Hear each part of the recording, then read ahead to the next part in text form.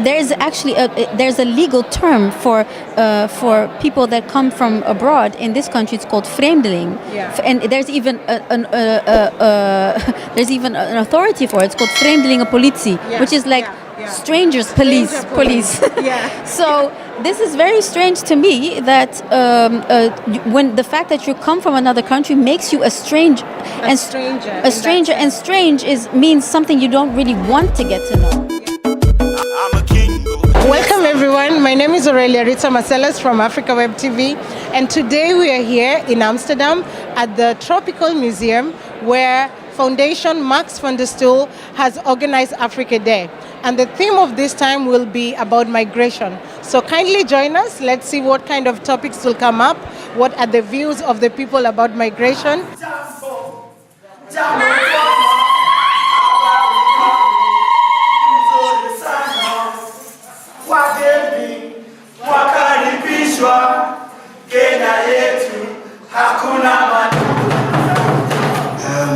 Migration has taught me to value life and to value the place in which I'm living. You know, when I live among the Arabs, I admired their poetry, I admired their language, their hospitality, and so today, when I left them, I came to the Netherlands and looking at what is being said about the Arabs and things like that, I don't see it that way. So migration made it possible for me to look at the Arabs in a different way. My name is Lola Shoneyin, and I'm a writer, a festival director, and a publisher, and I also run a foundation in Nigeria.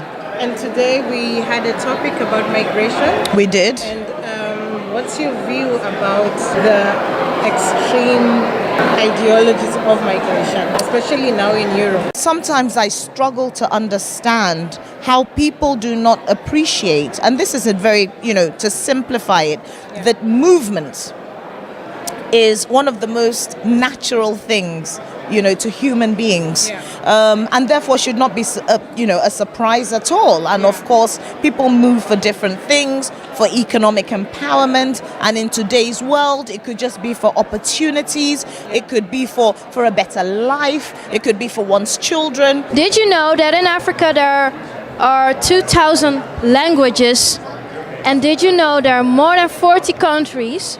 My name is Seada Nourhussen. I'm the chief editor of One World magazine and websites. Welcoming migrants is a normal thing for many African countries. It's not a fearful thing as the way Europeans view it. I mean, Europeans will even be afraid of other Europeans coming to their country. There have been so many centuries of forced migration, the slavery. If we are talking about migration now, I think we must talk about that. There have been so many centuries of forced subjugation, of colonialism. And if we want to pitch migration at the right pitch, we must talk about this. Why did you want to have the topic migration from an African perspective? Because the perspective people get mainly is a European perspective. And I must say, most of the times it's a negative perspective. Like like migration is a bad thing. Well, migration, of course, there's also some problems with it, but look around you. There are also so many positive stories to tell. And what I think is most important is that we tend not to listen to those voices. And that's why we organized this event today on this theme, to discuss the many different issues that are at stake. Don't forget all the positive stories that are also around. All the many people here that have made a career out of their studies, that are really showing their perspective, really showing their potential. And I think that is something that we want as a message as FMS. Look beyond the bad stories, look beyond and see the positive. Well, we are standing here at the Foundation Max van der Stoel, and actually Max van der Stoel is the organizer, the foundation of this event, together with other partners, of course. We have a lot of people that have that started interesting projects themselves in Africa, for example, and they want to know a lot about our sustainable development goals and about migration and about the capitals. So yeah, we have a lot to tell, but they also have a lot to tell. So it's really nice for us as well to listen to them.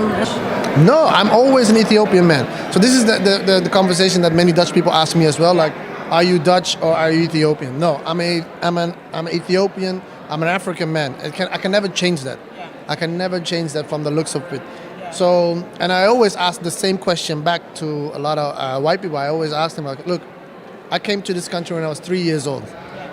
And if I would do it reversed, if you would move from the age of 3 to China, would you ever become a Chinese? They say no. So how will I ever become a Dutchman? And then they go like, yeah, that's an interesting note. That's an interesting note.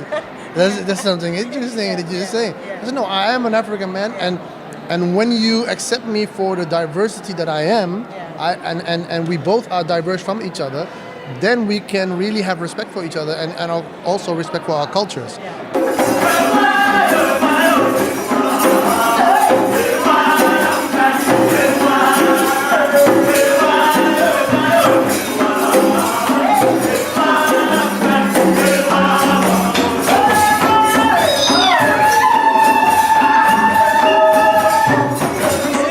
Important to stay in touch with our country of origin, and also think about how the human rights are in those countries, and that's why we did a little workshop on it.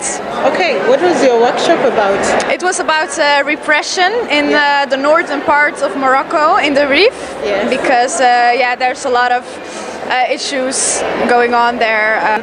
Do you think that if these conditions, such as better human rights, better jobs, get better, that people are going to be less curious about leaving their countries of origin? 100% sure. I think if the situations improve in Morocco, that people will not leave.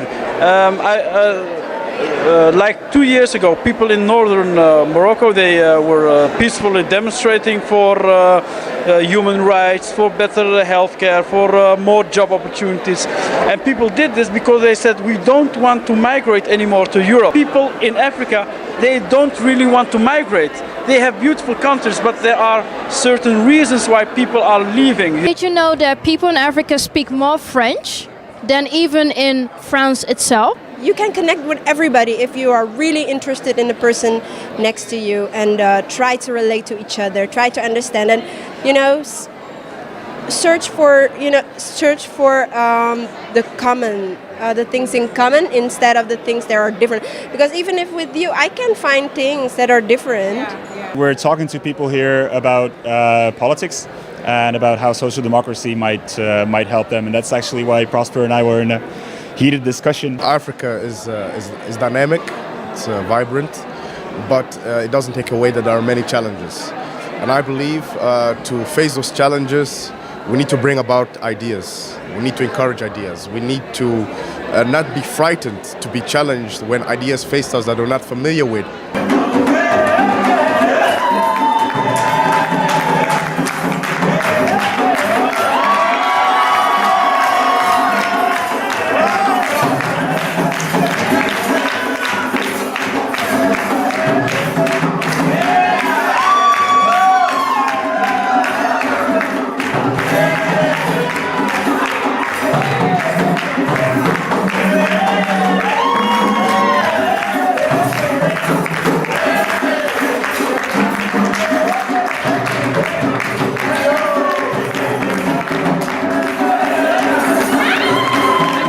Of the donors that we portray on the donor tracker have a huge focus on Africa. So whether it's Netherlands or Germany, most of the donors say Africa is actually where they want to fund projects.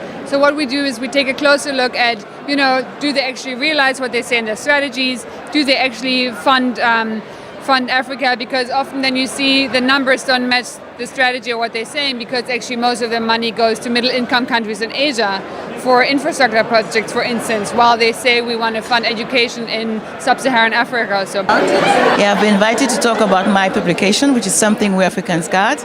And it's also, well, for this topic of migration, I think that migration of an idea is an aspect that we never think about. You know, when you see African people, we only see the thing that we are there. It's the movement of the body, but it's also the movement of the mind, of the culture, of a lot of things. And showing it in the book, so people would understand what they can get by talking to people they meet in the street or somewhere else. Ooh, I like this. Africa has the world's fastest growing economy. I didn't know that.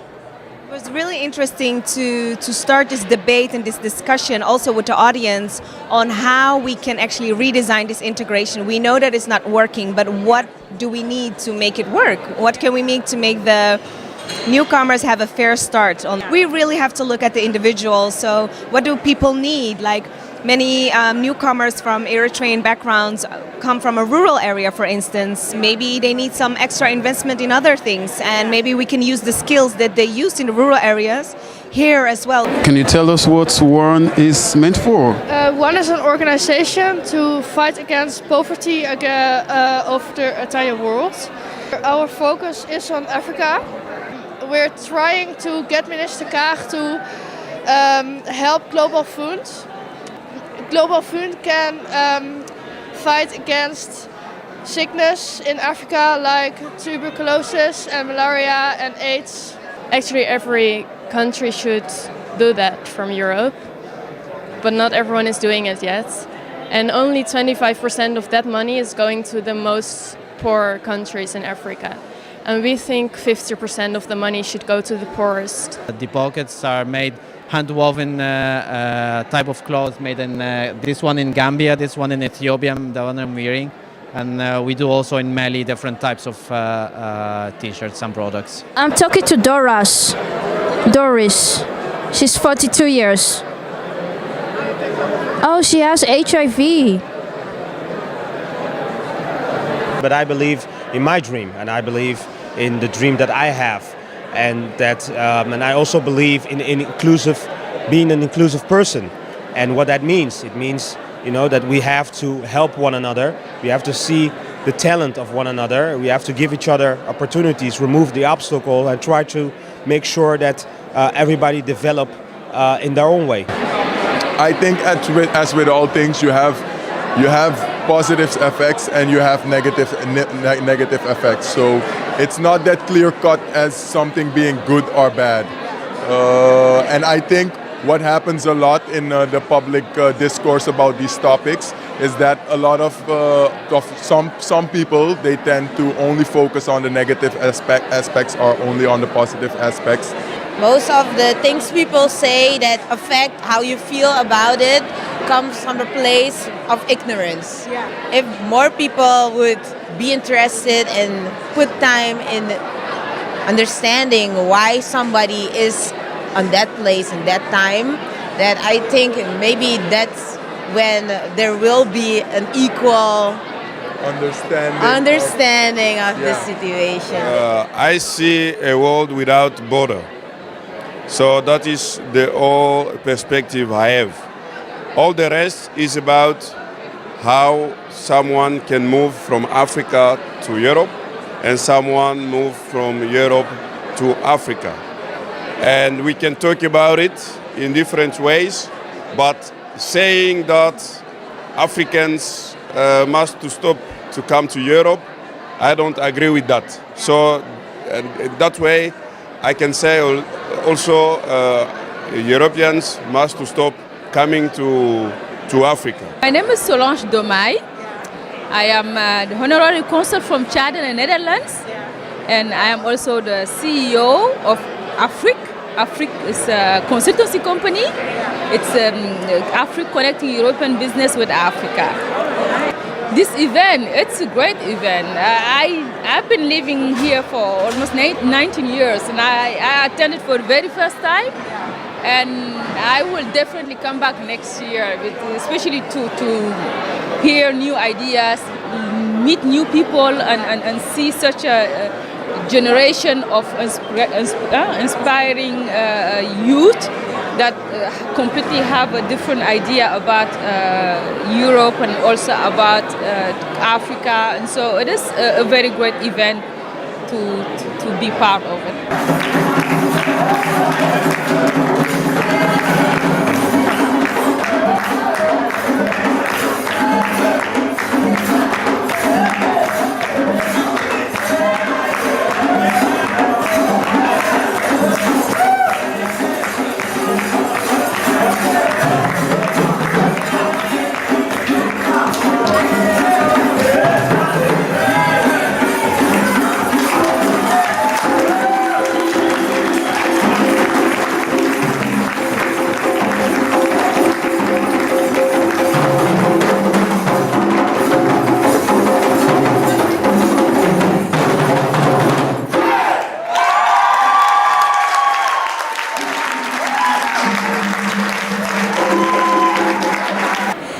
It's a wrap for now. Afrikadag 2019. My name is Aurelia Rita Marcellus from Africa Web TV. From me to you, be good to yourself. Bye. Are you watching? Are you watching? So I want you to click that subscribe button, like button, share, subscribe, everything, because we're going to be bringing you more juice, more stories, more everything here on Africa Web TV. Just keep your ears open while I paint the perfect picture. I'm not trying to be a preacher. Go ahead and ask yourself.